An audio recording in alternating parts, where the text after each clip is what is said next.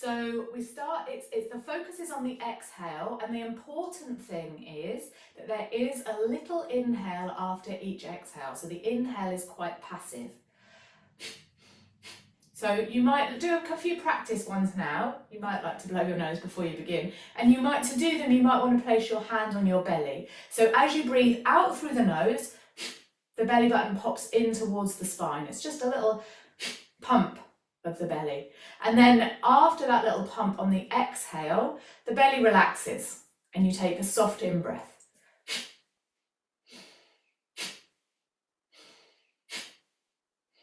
So just take a few practice ones like that.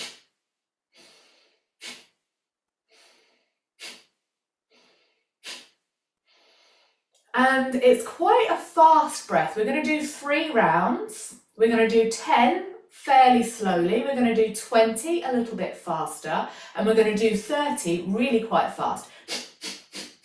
That kind of... I know that Zoom sometimes stops you being able to hear my breathing. So maybe I will clap on the 30 one so you can hear my pace. The other 2, you might be able to see my hand moving on my belly. So we'll start before we breathe, let's just do a little shoulder circle, release the shoulders off a little bit, a little gentle twist side to side to release intercostal muscles, tension in the diaphragm, a rounding of the back, tipping the chin to the chest, and a lifting, an opening, one more time, rounding, and opening. Should hopefully feel a little bit more woken up through the torso after that bit of movement, because this, as I said, this can bring a bit of warmth into the body, particularly in the abdominal muscles.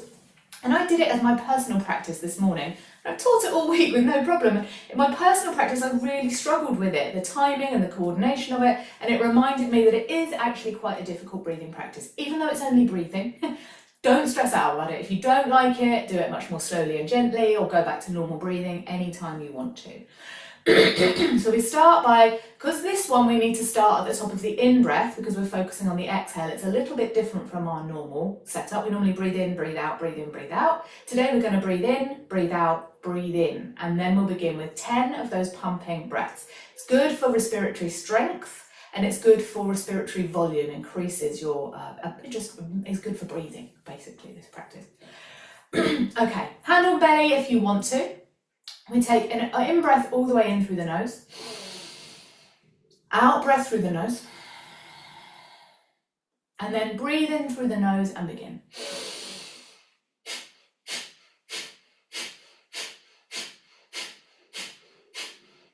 Breathe all the way out at the end of the last one. Relax the hand, take a breath in, and then breathe normally. Take a couple of normal breaths. Notice what you notice.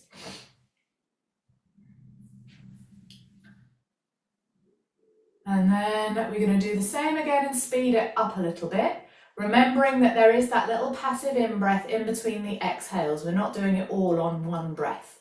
There is a little in-breath in between. So breathing all the way in through the nose, all the way out through the nose. Breathing in to begin.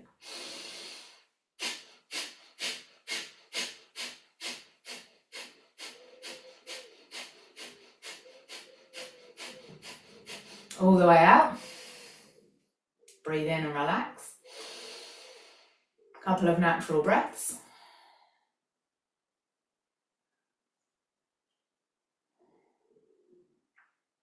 Relaxing eyes, jaw and shoulders. Noticing what you notice.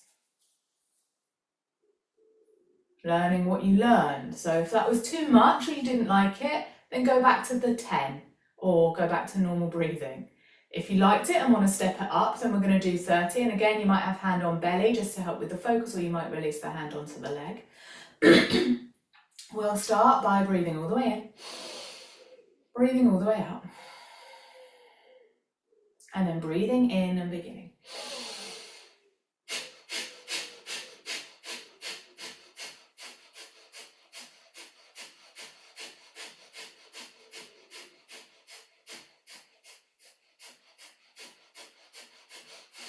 All the way out, Long, slow breath in.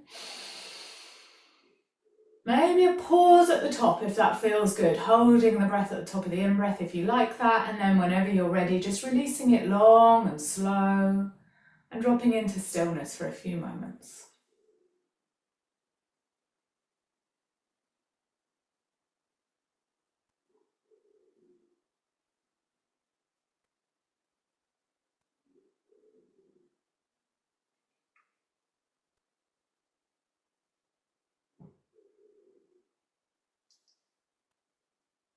The other name for this breath is skull shining breath.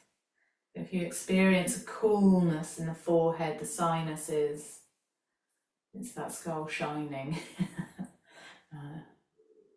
effect. So the way you normally practice that, if you want to give it a try as a home practice or some other time, you might do 3 rounds of 30 or maybe more. Maybe I will put this as a YouTube practice. So if you want to, you can, I'll cut it out and see if I can upload it. And then if you want to have a guided version of it, you can do.